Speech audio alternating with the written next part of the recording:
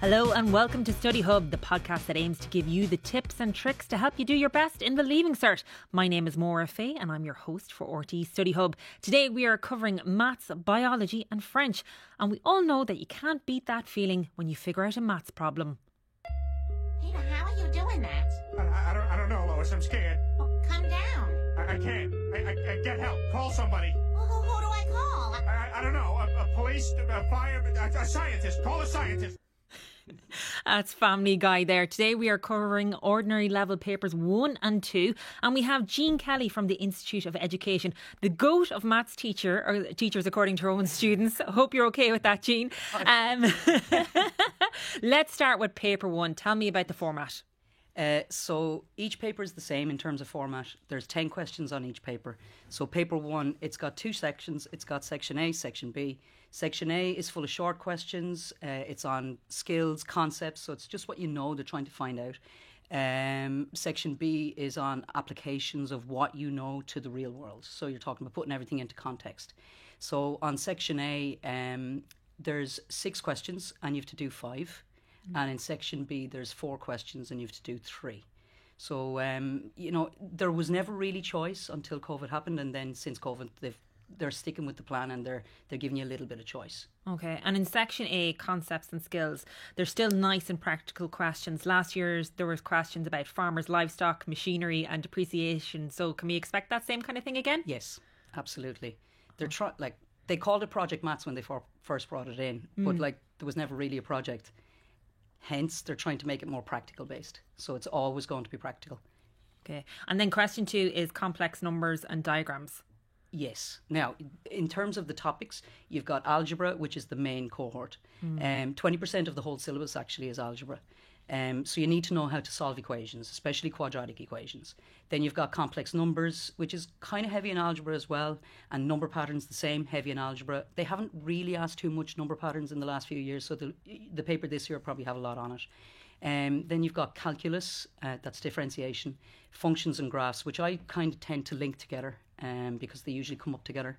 And then you've financial maths. Now, I'd say the paper will be heavy in financial maths and number patterns this year with a little bit of algebra. Is that a banker financial maths? I think so, yes. Okay. Yes, in several questions. That's what they're asking. They're asking little bits of financial maths everywhere, not just paper 1, paper 2 as well. Okay, so let's run through the timings then for paper 1. What's your rule of thumb on how long you should spend on each section? Well, in terms of the number of questions you have, so you have 10 questions, you have to do 5 short questions, they're 30 marks each. Then you have to do 3 long questions, they're 50 marks each. And both sections A and B, they're both worth 150 marks each. So the whole paper is 300. In terms of the timing, look at the marks. If the marks are out of 30, spend half the marks in time doing that question. So spend 15 minutes per short question. And if the marks are out of 50, which is the long question, spend half the marks in time. That's the general rule of thumb, half the marks in time. So if it's a 50 mark question, 25 minutes. Okay, nice and simple maths there. We like simple maths. Okay, paper 2, what are the topics you need to concentrate on here? The long questions tend to be the likes of trigonometry, statistics, probability and area and volume.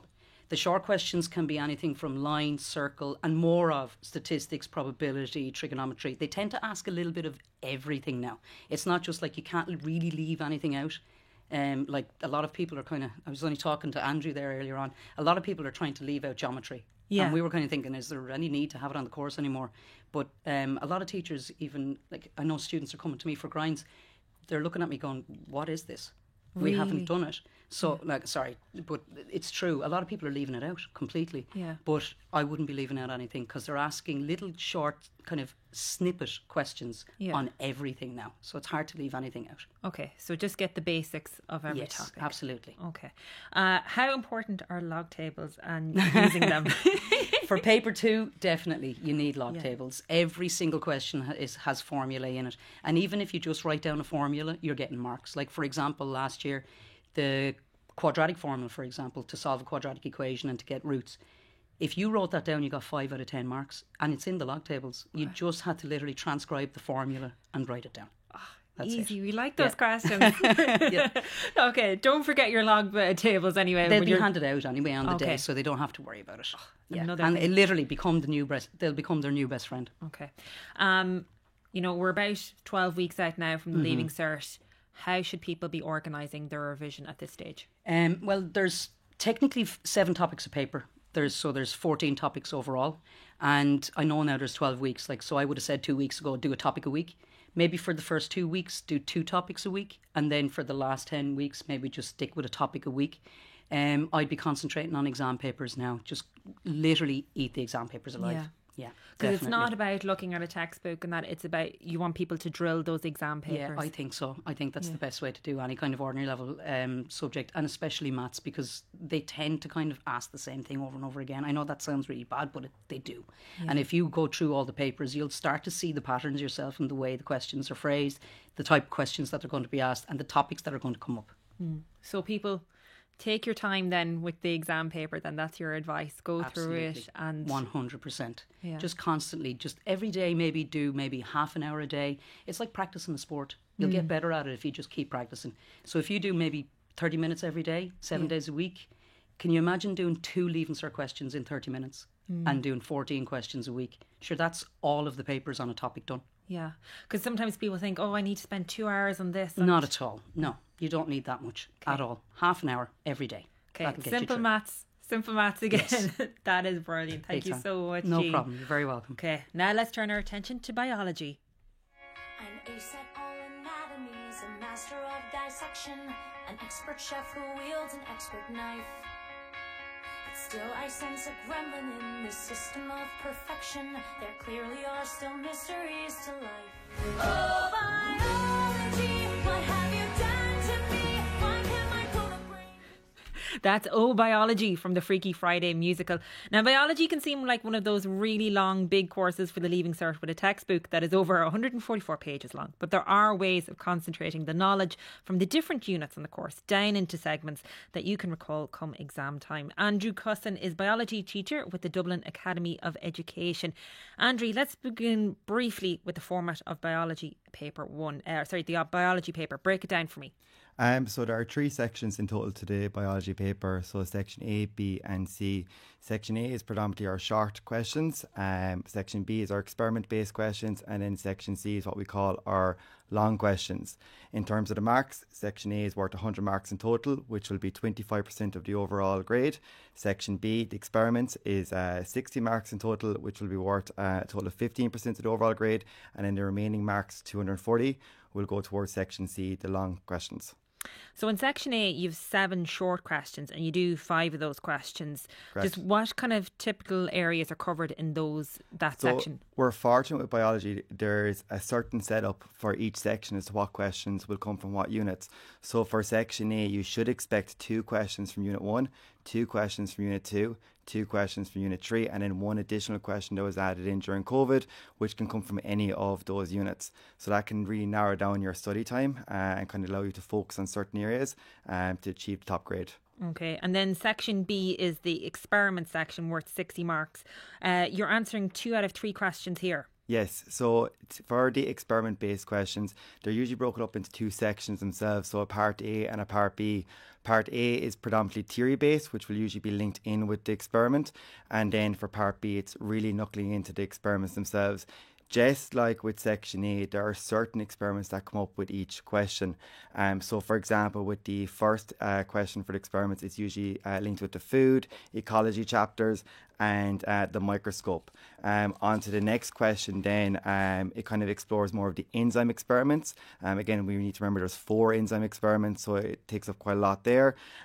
You've got your photosynthesis experiments and you also have respiration and osmosis. And then finally, for the last question, it's linking with a lot more unit 3 based experiments. So you're taking a look at yeast, some of your plants, your dissections. So these are some of the key areas that come up typically in this section. Okay, so is there some bankers there that you think will come up then? Or there are some experiments that we're kind of leaning more towards this year. So for example, we're thinking that food hasn't really appeared in a while, which is a really nice handy experiment because it's something you'll have looked at junior cycle level and it's quite familiar when you come back to take a look at it at senior cycle. Osmosis is another one that's kind of, it's due to make its appearance in this section. Photosynthesis and again ecology. So these are kind of areas that you maybe could focus a bit of your study towards. Obviously no guarantees, but they're areas that have been absent in this section in the last number of years.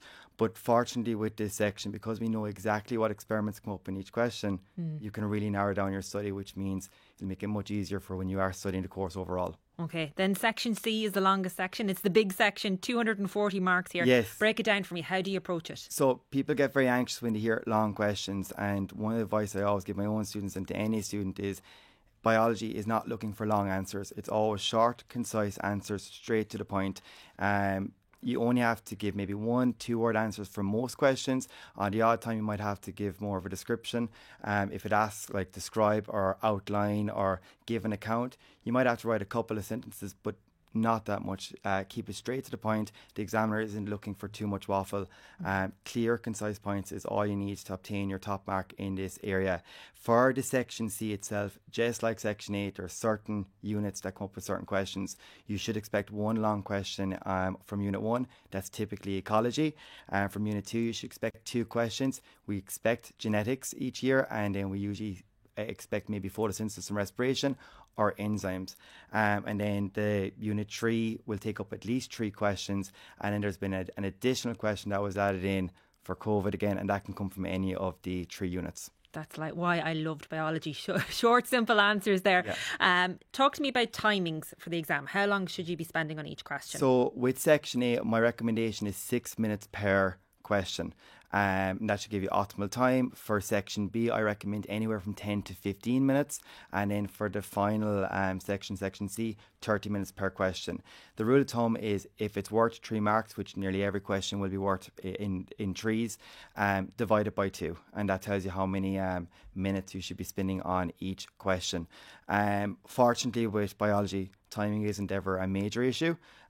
So most students get the opportunity to answer additional questions, and I highly recommend you do that because your best answered questions is what will go towards your final grade. So say in section 8, like they're only looking for 5 questions, but you can answer all 7 questions. Absolutely. And a lot of students would typically try to answer all 7 questions. They'll try to answer all experiment questions and as much as they can from the long questions.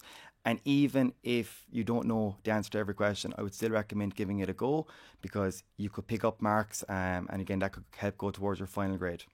And definitions are very important in biology, aren't they? Yes, unfortunately, you still have to learn off definitions. Now, there are certain keywords they are looking for. If you have those keywords in there, you will absolutely pick up your marks for it. So just be careful to make sure you're looking at the previous marking schemes, looking for exactly what they have asked and what they've been looking for in those marking schemes to get your marks. You should expect definitions to make up about 15 to 20% of the overall grade.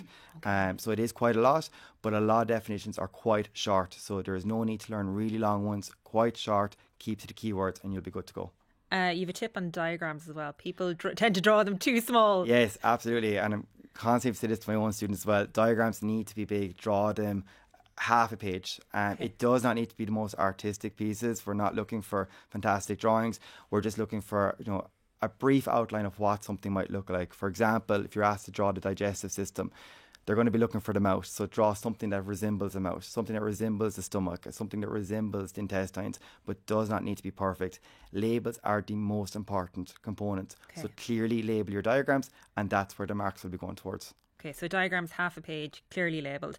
I asked Jean there about what's the revision schedule looking like between now and the actual exam. What are you recommending to your students that they do? So we still have lots of time, which is great. My biggest recommendation to students is really knuckle down on Unit 1 and Unit 2. Some of the topics I know are not students' favourites, but Unit 1 and Unit 2 collectively can get you a H3 grade in the Leaving Cert if you really answer those questions well. So that's definitely your priority. When taking a look at revision schedules, focus on your exam paper questions, take a look at marking schemes and keep doing that and repeat. So start with the 2024 papers, take a look at the deferred as additional papers and make your way back as far as 2004. The questions are repeated. They ask the same questions over and over. So the more practice you have in doing the questions, the easier that exam will be in preparation for your own study. And I asked you there about diagrams. I should have asked you, is there certain diagrams that you think people should definitely focus and not drop, put to one side? There's a lot of diagrams that can come up in the course. Some years there's more than others. It just depends. Plants is something that I would definitely keep an eye on this year. Plants often come up in the section C as part of the exam and can appear in section A as well as an experiment. Be careful that you know the dicot stem, and you can compare that with the structure of a monocot stem. Those kind of diagrams are essential and definitely ones worth looking over during your study. And I understand that enzymes come up every single year. Yes, absolutely. Enzymes, they absolutely love enzymes because you need them for everything. So you should expect to see experiments coming up. There's 4 of them. They come up as the second question in the experiment. They can also appear in section C and in section A. So it's definitely something you want to focus on and be prepared to answer, because you should expect to see enzymes on the paper. Brilliant. Andrew Cussen there of Dublin Academy of Education. Thank you so much. Okay, it's finally time for some French. Here is French President Emmanuel Macron giving us a short lesson in how to speak French. Bonjour, Monsieur le Président. Bonjour. Today, let's talk about learning French. First, we're going to talk about French homophones. So, French homophones can be a fun challenge for foreigners who are learning the language, because these words sound the exact same but have a completely different meanings, which makes learning French, I would say, fun, interesting, but very complex. So, how would you say a wall in French? Un mur. What about blackberry? Une mur. Then, how would you say ripe? Mur. And to finish, what about to whisper? Murmurer. So now if you put all of them into one sentence, how would you say a ripe blackberry whispers to the wall? Une murmure au mur. Oui, exactement. Thankfully, you won't be asked about whispering blackberries in the upcoming French oral exam, which is happening at Easter. Today, we're going to focus, though, on the French written exam, which is happening in June. And joining me to do that is Nick Gries of Face à Face French Grinds. I hope I said that correctly, Nick. Absolutely. Oh, merci. Okay, Nick, tell us about the format of the French exam. How many sections are there and how is it laid out?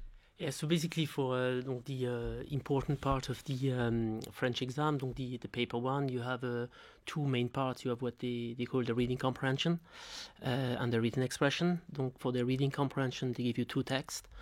One is usually taken from a novel and the other one from a magazine or a newspaper. Then they ask you 12 questions on each. You have about 4 minutes to answer these, and you get 5 marks for each of the correct answer. Donc it's 120 marks for the entire reading comprehension. And then for the second part of the paper 1, it's the written expression. Donc here you have, it's divided into 6 questions. You have the first question is the mandatory one. Mm-hmm. And then you have the possibility to do then the other question. Donc you can choose 1 question out of the 5 remaining ones. And it's 100 marks for the entirety of the written expression. And then you have, so basically 60 marks for the longer question, the question 1, and 40 marks for the other one. Yeah. Okay. How would you suggest that people approach each of those sections? Alors, globally, in terms of general preparation for it, donc how you study. Alors, the idea is this: you ask yourself what is the exam you're testing. Okay, so for the reading comprehension, what they do is that they test your ability to understand the text, or in other words, to translate it. Okay, so what can I do? Well, what makes sense is I'll translate text. Okay, so something very simple at home: take a text, take a section, take a highlighter, translate. I can say, okay, what concept do I not know? Highlight all of these, find the meaning, learn the meaning, translate the section. Do I understand it? Great, take it. Cool. Now, if that's the key idea or the key activity or my key performance activity, super. What can I do now? Okay, I have 10 weeks. I can translate maybe 2 sections per text. I do this for the next 10 weeks, and I have 5 texts translated. Well, this going to clearly make an impact on your level of understanding of the text, because you're thinking it's always the same thing. You try to do what you're going to do on the day of the exam. Well, so and then for the written expression, well, same idea. I ask myself, what do they ask me to do? Okay, I'm supposed to answer a French question in a relevant way using correct French. Super. So something that could make sense is, okay, can I prepare sentences that I know I'm gonna be able to use? Okay, so what are the relevant topic or the topic that they tend to use, or that they're gonna ask question about, and can I prepare in advance ideas that I know I'm gonna use? Okay, so I can look at the common topics. Alors, bon, your teacher in school, they know the list and they can give you the list. But the common ones might be new technology, social media, phone addiction, the situation of the homeless, or the learning of languages. Well, it's a French exam, so prepare some stuff on the learning of languages, or maybe sport. And okay, so if I prepare, let's say, something on the topic sport, I might say, okay, what makes sense here? Okay, what makes sense when it comes to sport? But probably the value of sport. So can I go home and say, okay, I'm going to learn the line, the advantages when I play sport, or sport is good for my mental health, for my physical health. That I can study. I can study things such as, okay, sport is good for my social life. When I play sport, I make friends. Or I can prep stuff such as, sport is part of education. When I play sport, I develop values that can be helpful in life, you know. Yeah. And these, I learn them off by heart, you know. Yeah. And once it's learned, then I practice. Then I say, okay, I'm going to do a question now. I'm going to answer, and I try to answer relevantly with the content I've learned. And I can even get this corrected by my teacher. I take into account the correction, and I carry on. So I repeat, because that's the key activity. So I try to repeat this as often as possible. So I look at how much time do I have. Okay, 10 weeks, 12 weeks. Okay, can I do a topic a week, 2 topics a week? If I do two topics a week, I finish with 20 topics before the exam starts. All this I can tell you, you're ready. Right. Okay. Some people might be against that, though, like learning, you know, passages off or, you know, raw learning. What's your take on that? Alors, I'm a big believer in learning things off by heart, especially if your French is low. If your French is poor, learn your content will give you the confidence that what you're going to say will be correct. And actually, I when I studied English back in college, I had this English teacher who said to me, "Nick, what are you doing? This doesn't make any sense." What I said, but I translate. I translate from French into English. No. You're gonna learn the ideas the way the English people speak. I said, oh, okay, fair enough. Okay, so I started to this, learning things the way English people express it, and yeah, my grade went up, you know. And that system, learning things in advance, because it gave me confidence, I kept using it. Even when I came here in Ireland, I remember my first job interviews, I didn't do very well in all of them, okay? Okay. At least I felt good, you know, because I knew what I was going to say. I had everything prepared, you know? Yeah. So I tried to figure out, okay, what question they can ask. Then I learned my answers off, and I imagine at home the interviewing asking me the question and me giving the answer. So it helped me. I felt strong, you know? Yeah. Right. Great. So that's, you're getting, because it does give people confidence, as it has in your case. Managing your time in the exam, how long should you spend on each question? Alors, the key thing about the time management is that, you want to manage it because you don't want to rush. Okay, I often feel that sometimes the students, they come to me, they say, oh, Nick, I had 30 minutes of free time at the end. Okay, bon, maybe you can manage your time a bit better. So, a good thing to do is to decide in advance how much time you're going to dedicate to each of the tasks. Voilà. So you can say, alors, that's an example, but you can say, okay, 50 minutes on the first reading comprehension, 50 minutes on the second, 30 minutes on the first written expression exercise, and then maybe 20 minutes on the last one. But the thing is that by deciding how much time you're going to spend on a certain task, it clarifies things. Because now you know, okay, the reading comprehension, if I have 50 minutes for a text, I know I have 12 questions, that give or take about 4 minutes or so.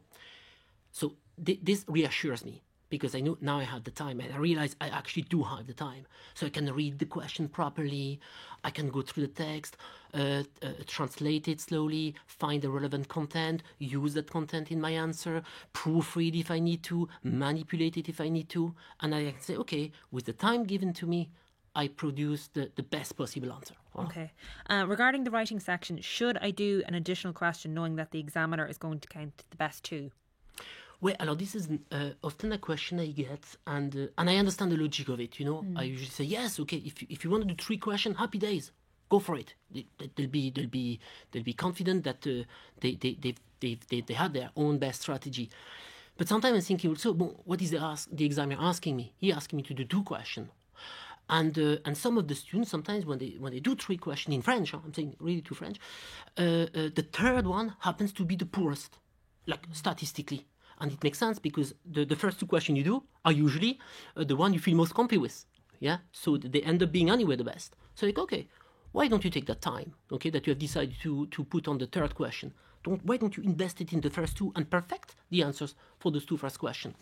So instead of giving to the examiner, okay, a H3-ish answer and a H4-ish answer and a H3-ish answer, why don't you offer him 2 answers that are close to a H1? You know, by investing more time to perfect the answers of the 2 initial questions that you have decided to do. Okay. So. Brilliant advice there, Nick. Finally, you know, French is a language, so is like listening to French podcasts, watching French films, hearing the language being spoken a useful way for students to revise? You know, if they're tired of looking at books, would you recommend that they maybe stick on a French film? Yeah, I mean, this always makes me smile because when I was studying English, I did the same. I watch English movies, and so I say yes, you can do this because any exposure to French will be good. You know, you can listen to a French song, listen to a French podcast, watch a French movie, even go to France. It's all great. But at the end, it's a hobby. It's fun. It's not really the homework. So if you want to be good at your Leaving Cert, well, start by doing Leaving Cert stuff. You know. Yeah. So, but when you finish your homework, you can watch a French movie. And actually, sometimes people also tell me, "Oh, Nick, I don't have the."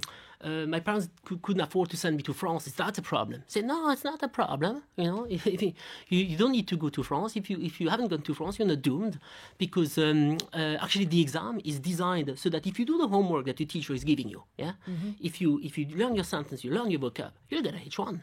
So I'm telling to them, but listen, you know, with the time that is given to you, you know what you're gonna do? You're gonna do the homework your teacher is giving you super well. You work with enthusiasm. You work with positive attitude, and you really give everything, and then you'll make it.